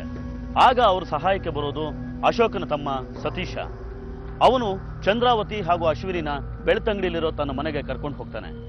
ಸುಮಾರು 1 ತಿಂಗಳ ಕಾಲ ಅಲ್ಲಿದ್ದು ಚಂದ್ರಾವತಿ ಮಗಳ ಜೊತೆ ಮತ್ತೆ ಮೂಡುಬಿದ್ರೆ ಮನೆಗೆ ಬರ್ತಾಳೆ. ಆಗ್ಲೂ ಅಶೋಕನ ಬಗ್ಗೆ ಯಾವುದೇ ಮಾಹಿತಿ ಇರೋದಿಲ್ಲ. ಮನೆಗೆ ಬಂದ ಚಂದ್ರಾವತಿ ಪುರೋಹಿತರನ್ನ ಕರೆಸಿ ಒಂದು ಪೂಜೆ ಮಾಡಿಸ್ತಾಳೆ. ವಿಚಿತ್ರ ಅಂದ್ರೆ ಈ ಪೂಜೆ ಅಶೋಕ್ ನಾಪತ್ತೆಗೆ ಒಂದು ಹೊಸ ದಾರಿನೇ ತೆರೆದು ಬಿಡುತ್ತೆ. ರಾಜು ಅವ್ರೆ, ಅಕ್ಕ ಊರಿಂದ ಬಂದಾರಂತೆ. ಪಾಪ ಅಶೋಕಣ್ಣ ಇನ್ನೂ ಸಿಕ್ಕಿಲ್ಲ ಅದು ನೋಡಿ. ನೋಡ್ಕೊಂಡ್ ಬರೋಣ ಬನ್ನಿ ಪಾಪ. ಓಂ ಮೃತ್ಯುಂಜಯಾಯ ರುದ್ರಾಯ ನೀಲಕಂಠಾಯ ಚಕ್ರವರ್ತಿ ಅಮೃತೇಶಾಯ ಸರ್ವಾಯ ಮಹಾದೇವಾಯ ತೇ ನಮಃ. ಓಂ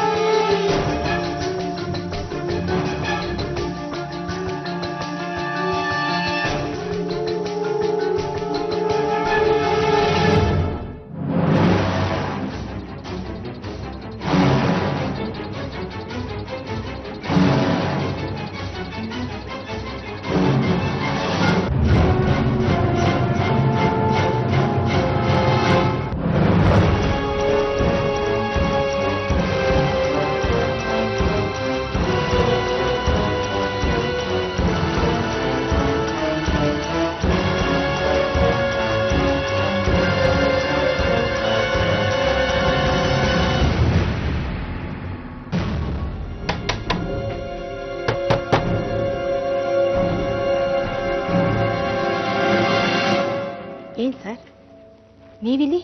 ನಿಮ್ಮ ಹತ್ರ ಕೆಲವು ವಿಷಯ ತಿಳ್ಕೊಬೇಕಾಗಿತ್ತು. ಏನು ತುಂಬಾ ದಿನದಿಂದ ಊರಲ್ಲಿಲ್ಲ ಅನ್ಸುತ್ತೆ?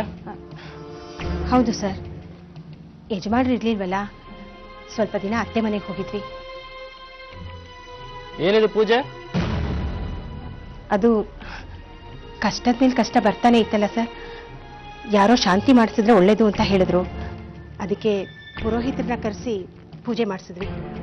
ಸರಿ, ಸಾಹೇಬ್ರೆ ನಿಮ್ಮ ಹತ್ರ ಕೆಲವು ವಿಷಯ ತಿಳ್ಕೊಬೇಕಂತೆ. ಬನ್ನಿ ಸ್ಟೇಷನ್ಗೆ ಹೋಗೋಣ.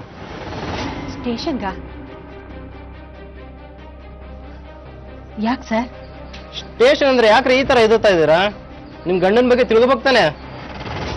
ನಮ್ಮ ಮನೆಯವ್ರ ಬಗ್ಗೆ ಏನಾದ್ರೂ ಗೊತ್ತಾಯ್ತಾ? ಹಾ, ಸ್ವಲ್ಪ ಗೊತ್ತಾಗಿದೆ. ನೀವು ಬಂದು ಸಾಹೇಬ್ರ ಹತ್ರ ಮಾತಾಡಿದ್ರೆ ಪೂರ್ತಿ ವಿಷಯ ಗೊತ್ತಾಗುತ್ತೆ. ಬನ್ನಿ. ಯಾವ ವಿಷಯ ಸರ್? ಅದನ್ನ ಸಾಹೇಬ್ರೆ ಹೇಳ್ತಾರೆ. ನಡೀರಿ ಹೋಗೋಣ.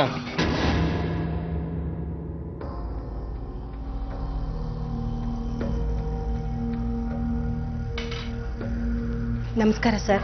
ನಮಸ್ಕಾರ. ನಮ್ಮ ಯಜಮಾನ್ರ ಬಗ್ಗೆ ಏನೋ ಕೇಳಬೇಕು ಅಂತ ಹೇಳಿದ್ರಂತೆ. ಅವ್ರು ಎಲ್ಲಿದ್ದಾರೆ ಅಂತ ಏನಾದರೂ ಗೊತ್ತಾಯ್ತಾ ಸರ್? ಗೊತ್ತಾಯ್ತು. ಎಲ್ಲಿದ್ದಾರೆ ಸರ್? ಹೇಳ್ತೀನಿ. ಅದಕ್ಕೂ ಮೊದಲು ನಾನು ನಿನ್ಗೊಂದು ಪ್ರಶ್ನೆ ಕೇಳ್ತೀನಿ. ಅದಕ್ಕೆ ಸತ್ಯವಾದ ಉತ್ತರ ಕೊಡಬೇಕು, ಸುಳ್ಳು ಹೇಳ್ಬಾರ್ದು. ಏನ್ ಸರ್?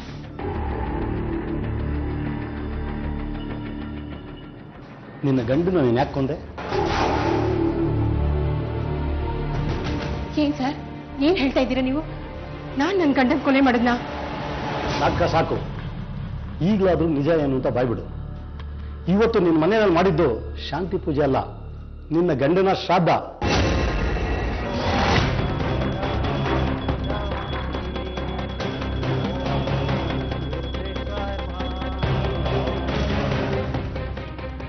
ದೂರದ ಸಂಬಂಧಿ ಒಬ್ರು ತೀರೋಗಿದ್ದಾರೆ ಅಂತ ಪುರೋಹಿತರನ್ನು ಕರೆಸಿ ಶ್ರಾದ್ದ ಮಾಡಿದ ವಿಚಾರ ನಮಗೆ ಗೊತ್ತಿಲ್ಲ ಅನ್ಕೊಂಡ.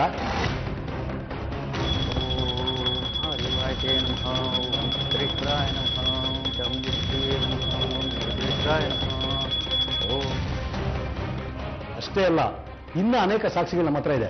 ನಿನ್ನ ಗಂಡ ಸಾಯುವಾಗ ನಿಮ್ಮ ಮನೆ ಸರೌಂಡಿಂಗ್ ಎಲ್ಲ ಇದ್ದ ಅಂತ ಮೊಬೈಲ್ ನೆಟ್ವರ್ಕ್ ಇನ್ಫಾರ್ಮೇಶನ್ ಕೂಡ ಕಲೆಕ್ಟ್ ಮಾಡಿದ್ದೀವಿ. ನಿನ್ನ ಮೈದುನ ಕೂಡ ಎಲ್ಲ ಹೇಳಿದ್ದಾನೆ. ಈಗಲಾದ್ರೂ ನಿಜ ಒಪ್ಕೋತೀಯೋ ಇಲ್ಲ ನಿನ್ನ ಮಗಳನ್ನ ಲಾಕಪ್ಗೆ ತಿಳಿಸಿ ನಿಜ ಏನು ಅಂತ ಬಾಯ್ಬಿಡಿಸ್ಲ.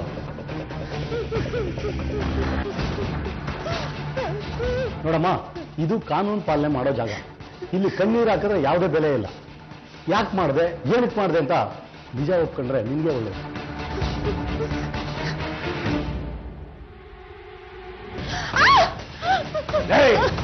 ನೀನೇನೇ ತಿಳ್ಕೊಂಡಿದ್ಯಾ? ಎಷ್ಟೇ ಧೈರ್ಯ ನಿನಗೆ? ನನಗೆ ಗೊತ್ತಿಲ್ಲಾಗೆ ನನ್ನ ಮಗನ ಬೆಂಗಳೂರು ಕಳಿಸ್ತೀಯ. ಅವನೆಲ್ಲೂ ಹೋಗ್ಬಾರ್ದು ಹೇಳಿರ್ಲಿಲ್ಲ. ಇಲ್ಲ ಮರ್ಯಾದೆಗೆ ನನ್ನ ಕೆಲಸ ನೋಡ್ಕೊಂಡು ಬಿದ್ದಿರಿದ್ರೆ ನೀವೆಲ್ಲ ಸೇರಿ ನನಗೂ ಗೊತ್ತಿಲ್ಲ ಅವನು ಕಳಿಸ್ತೀರಿ ಊರಿಗೆ. ನಿನ್ನ ಏನ್ ಮಾಡ್ತೀನಿ ಗೊತ್ತಾ? ನಿನ್ನನ್ನು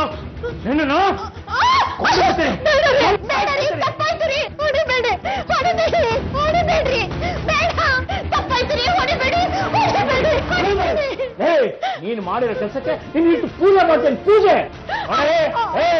ಇನ್ನು 2 ದಿವಸದಲ್ಲಿ ಅವ್ನು ಬರ್ಲಿಲ್ಲ ಅಂದ್ರೆ ಅವ್ನು ಎಲ್ಲಿದ್ದಾನೋ ಅಲ್ಲೇ ಹುಡ್ಕೊಂಡು ಹೋಗಿ ಅವನನ್ನು ಸಾಯಿಸ್ಬಿಡ್ತೀನಿ. ನಾನು ಜೈಲಿಗೆ ಹೋದ್ರೂ ಪರವಾಗಿಲ್ಲ, ಅವನು ಕೊಲೆ ಮಾಡ್ಬಿಡ್ತೀನಿ. ನಾನು ಏನು ಅನ್ನೋದು ನೀನು ಇನ್ನೂ ಸರಿಯಾಗಿ ತಿಳ್ಕೊಂಡಿಲ್ಲ ಕಡೆ. ಯಾಕೆ ಹೀಗೆಲ್ಲ ಆಡ್ತೀರಾ? ನಾವು ನಿಮ್ಗೆ ಏನ್ ಅನ್ಯಾಯ ಮಾಡಿದ್ದೀವಿ? ನಮ್ಮನ್ ಪಾಡ ನಮ್ಮನ್ ಬಿಟ್ಬಿಡಿ. ಬಿಡ್ಬೇಕಾ? ನೀವು ಮಾಡಿರೋ ಕೆಲಸಕ್ಕೆ ನಿಮ್ಮನ್ನು ಸುಮ್ಮನೆ ಬಿಟ್ಬಿಡ್ಬೇಕಾ? ಎಲ್ಲೇ ಅವಳು? ಎಲ್ಲೇ ನಿನ್ನ ಮಗಳು? ಏನ್ ಮಾಡ್ತೀನಿ ಗೊತ್ತಾ? ಇವತ್ತು ನನ್ನ ಮಗನ ಊರಿಗೆ ಕಳ್ಸಿದ್ಯಲ್ಲ, ಅವನ ಪರವಾಗಿ ಇವತ್ತು ನೈಟ್ ಡ್ಯೂಟಿಗೆ ನಿನ್ನ ಮಗನನ್ನು ಕಳಿಸ್ತೀನಿ. ನಿಮಗೆ ಹಾಗೆ ಮಾತ್ರ ಮಾಡಬೇಡಿ. ಅವಳಿಗೆ ತುಂಬಾ ಜ್ವರ ಬಂದಿದೆ. ಡಾಕ್ಟರ್ ಬಂದು ಇಂಜೆಕ್ಷನ್ ಕೊಟ್ಟು ಹೋಗಿದ್ದಾರೆ. ಮಲಕೊಂಡಿದ್ದಾಳೆ. ಅವಳ ಬಂದಿದ್ಯಾ?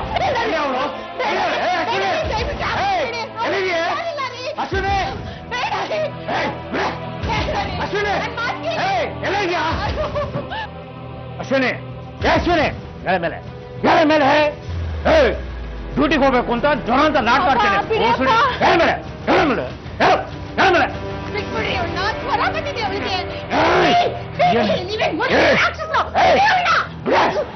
ಏನೇ ನಿನ್ನ ನಾಟಕ ಆಡೋದಕ್ಕೆ ನಿಮ್ಮ ಅಮ್ಮ ಹೇಳ್ಕೊಟ್ಟ ನಿನ್ಗೆ?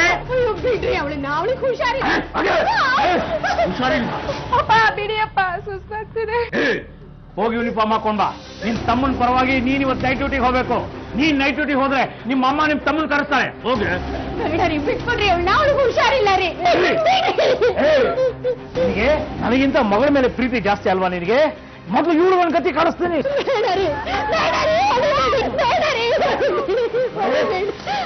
ಬೆಂಗಳೂರಿನಲ್ಲಿ ನಿನ್ನ ಮಗನ ಹುಡ್ಕೋದೇ ನನಗೆ ಕಷ್ಟ ಆಗೋದಿಲ್ಲ. ಅವನು ಯಾರ ಜೊತೆ ಹೋಗಿರ್ತಾನೆ ಅನ್ನೋದು ನನಗೆ ಚೆನ್ನಾಗಿ ಗೊತ್ತು. ನಾನು ಇವತ್ತೇ ಬೆಂಗಳೂರಿಗೆ ಹೋಗ್ತೀನಿ. ನೋಡ್ತಾ ಇರು, ನಿನ್ನ ಮಗ ಬರ್ತಾನೋ ಅವನ ಹೆಣ ಬರ್ತಾನೋ ನೋಡ್ತಾ ಇರು.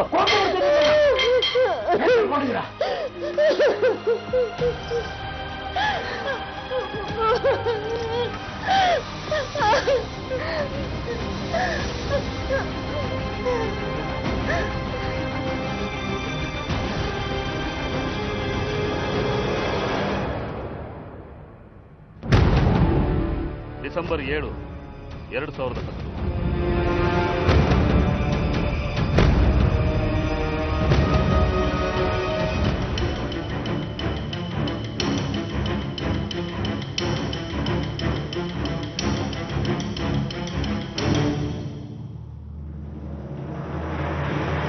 ನಿನ್ನ ಮಗ ಬರ್ತಾನೋ ಅವನ ಹೆಣ ಬರ್ತಾನೋ ನೋಡ್ತಾ ಇರು.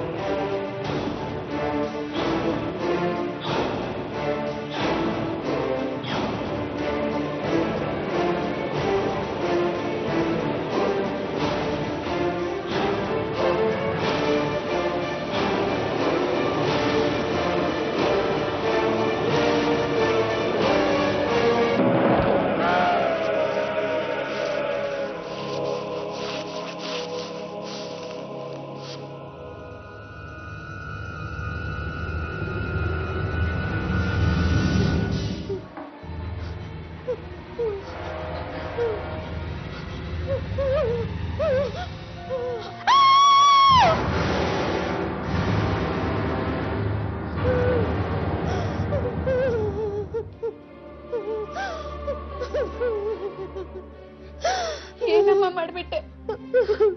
ಇನ್ನೇನ್ ಮಾಡ್ಲಿ, ನನ್ಗೂ ಸಾಕಾಗ್ ಹೋಗಿದೆ. ಎಷ್ಟು ಅಂತ ತಡ್ಕೊಳ್ಳಿ?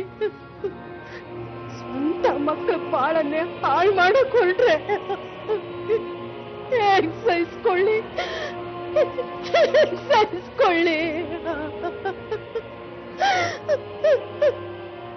ಮುಂದೆ ಏನ್ ಮಾಡೋದಮ್ಮ?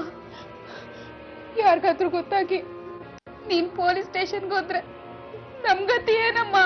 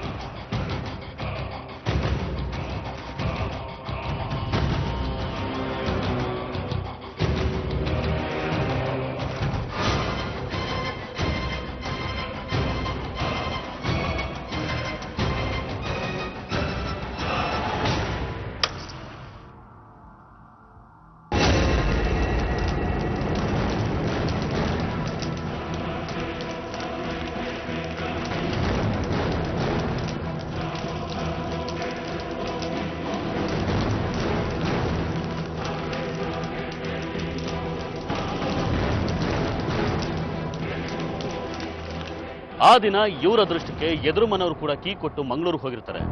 ಇದು ಇವರಿಗೆ ಸಾಕಷ್ಟು ಅನುಕೂಲನೇ ಆಗಿತ್ತು. ಸಂಜೆ ಹೊತ್ತಿಗೆ ಬೂದಿ ರಾಶಿಯಲ್ಲಿದ್ದ ಮೂಳೆಗಳನ್ನ ಒಂದು ಪ್ಲಾಸ್ಟಿಕ್ ಕವರ್ಗೆ ಹಾಕಿ ಅದನ್ನ ಒಂದು ಜಾಗದಲ್ಲಿಟ್ಟು ಬೂದಿನ ತೆಂಗಿನ ಮರದ ಬುಡಕ್ಕೆ ಹಾಕಿ ನೀರು ಹುಯ್ತಾರೆ. ಇವರು ಮನೆ ಹಿಂಭಾಗ ಬಯಲು ಪ್ರದೇಶ ಆಗಿದ್ದು ಅಲ್ಲಿ ಮನೆಗಳಿರಲಿಲ್ಲ. ಹಾಗಾಗಿ ಇಷ್ಟು ಕೆಲಸನ ಹೊರಗಿನವ್ರಿಗೆ ಗೊತ್ತಾಗದ ಹಾಗೆ ಮಾಡಿ ಮುಗಿಸ್ತಾರೆ.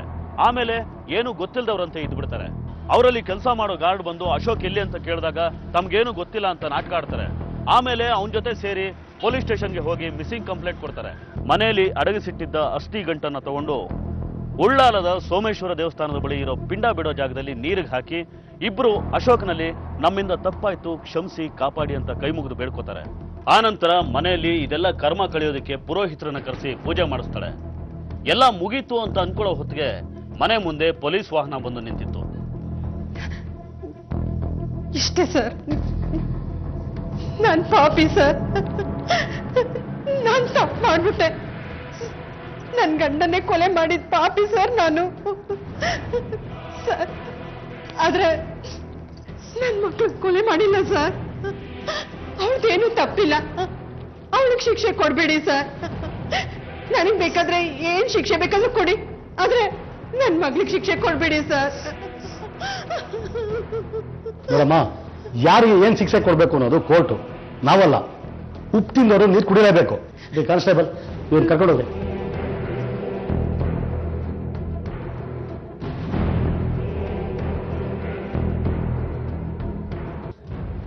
ತಪ್ಪು ತಪ್ಪೆ. ಕಾನೂನಿಗೆ ವಿರೋಧವಾದ ಕೆಲಸನ ಯಾರೇ ಮಾಡಲಿ, ಯಾವ ಕಾರಣಕ್ಕೆ ಮಾಡಲಿ, ತಪ್ಪು ತಪ್ಪೆ. ಗಂಡ ಅಶೋಕ್ ಹೆಂಡತಿ ಮಕ್ಕಳಿಗೆ ಹೊಡೆದು ಬಡಿದು ಹಿಂಸೆ ಮಾಡ್ತಿದ್ದ ಅನ್ನೋದು ಚಂದ್ರಾವತಿ ವಾದ. ಅದು ಅಶೋಕ್ ತಪ್ಪಿರಬಹುದು, ಅದಕ್ಕೆ ಅವನಿಗೆ ಶಿಕ್ಷೆ ಆಗಬೇಕಾಗಿರೋದು ನಿಜ. ಆದ್ರೆ ಅದಕ್ಕೆ ಕಾನೂನು ರೀತಿಲೇ ಶಿಕ್ಷೆ ಕೊಡಿಸೋದಕ್ಕೆ ಬೇರೆ ದಾರಿನೇ ಇತ್ತು. ಆದ್ರೆ ಗಂಡನ ಹಿಂಸೆನ ಸಹಿಸ್ಕೊಳ್ತಾ ಚಂದ್ರಾವತಿ ಮನಸ್ಸಲ್ಲಿ ಒಂದು ರೋಷ ಬೆಳ್ಕೊಂಡ್ಬಿಡುತ್ತೆ. ಯಾವಾಗ ಅಶೋಕ್ ಮಕ್ಕಳ ವಿಚಾರದಲ್ಲೂ ಕರುಣೆ ತೋರಿಸೋದಿಲ್ವೋ ಆಗ ಚಂದ್ರಾವತಿ ಒಂದು ತಪ್ಪು ನಿರ್ಧಾರಕ್ಕೆ ಬರ್ತಾಳೆ. ಅದು ಗಂಡನ ಕೊಲೆಯಲ್ಲಿ ಅಂತ್ಯ ಆಗುತ್ತೆ. ಅದರಿಂದ ಸಿಕ್ಕಿದಾದ್ರೂ ಏನು, ಜೈಲುವಾಸ. ತಾನಲ್ದೆ ತನ್ನ ಮಗಳಿಗೂ ಶಿಕ್ಷೆ ಆಗೋ ಹಾಗೆ ಮಾಡ್ಕೋತಾಳೆ. ಏನೋ ಮಾಡೋಕ್ ಹೋಗಿ ಇನ್ನೇನೋ ಆಗೋದು ಅಂದ್ರೆ ಇದೇ ನೋಡಿ. ಅಮ್ಮ, ಯಾಕಮ್ಮ ಹಿಂಗ್ ಮಾಡ್ದೆ? ಇನ್ನೊಂದ್ ಸ್ವಲ್ಪ ದಿನ ಸಹಿಸ್ಕೊಂಡಿದ್ರೆ ನಾನೇ ನಿಮ್ಮನ್ ಸಾಕ್ತಾ ಇದ್ನಲ್ಲ, ಎಲ್ಲಾದ್ರೂ ದೂರ ಹೋಗಿ ಬದುಕ್ಬೋದಾಗಿತ್ತು. ತಪ್ಪಾಗೋಯ್ತು ಕಣೋ, ತಪ್ಪಾಗೋಯ್ತು. ಅಲ್ಲಿವರೆಗೂ ಅವ್ರು ನಮ್ಮನ್ನ ಬದುಕಕ್ ಬಿಡಲ್ಲ ಅನ್ನೋ ಅನುಮಾನ ಶುರು ಆಯ್ತು ನಂಗೆ. ತಪ್ಪು ಮಾಡ್ದೆ, ಕ್ಷಮಿಸ್ಬಿಡಪ್ಪ, ನನ್ನ ಕ್ಷಮಿಸ್ಬಿಡೋ. ನನ್ನಿಂದ ನನ್ನ ಮಗಳ ಜೀವನನು ಹಾಳಾಗಿ ಹೋಯ್ತು.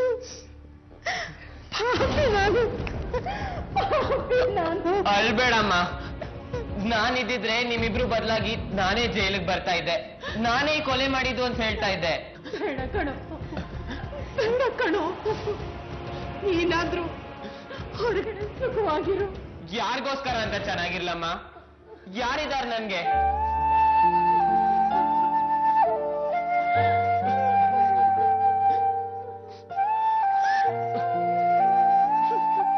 ಸಮಸ್ಯೆ, ತೊಂದರೆ, ನೋವು ಸಾಕಷ್ಟು ಜನರಿಗಿರುತ್ತೆ.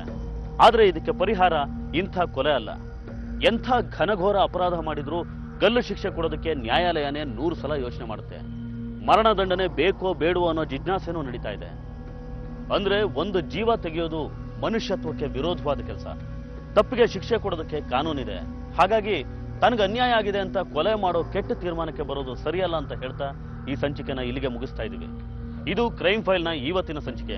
ಮುಂದಿನ ಸಂಚಿಕೆಯಲ್ಲಿ ಮತ್ತೊಂದು ವಿಭಿನ್ನ ಕುತೂಹಲಕಾರಿ ಸತ್ಯಕಥೆಯೊಂದಿಗೆ ನಿಮ್ಮ ಮುಂದೆ ಬರ್ತೀವಿ. ನಾವು ಕತೆ ಹೇಳ್ತೀವಿ, ನೀವು ಎಚ್ಚರವಾಗಿರಿ.